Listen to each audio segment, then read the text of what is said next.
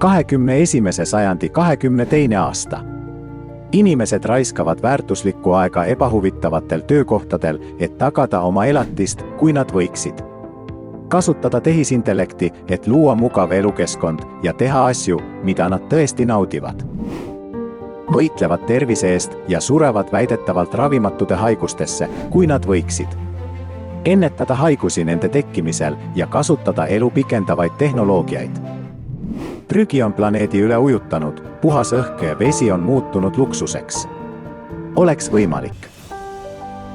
Ökoloogia probleem võiks olla lõplikult lahendatud ja maa võiks muutuda tõeliselt paradiisi paigaks.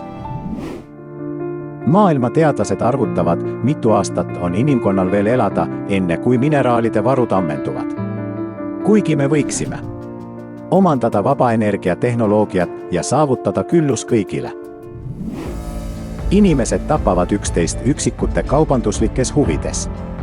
Selle asemel, et elada rahus, langetada ühiselt otsuseid, areneda pidevalt ja uurida teisi planeete.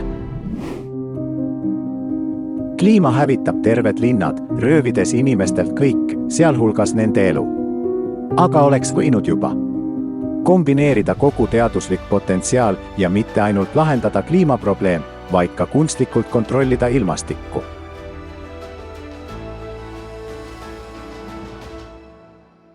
Aega ei saa tagasi pöörata. Kuid meil on veel võimalus asju muuta. Lisateave 7. mail rahvusvahelisel foorumil Globaalne kriis. Me oleme inimesed.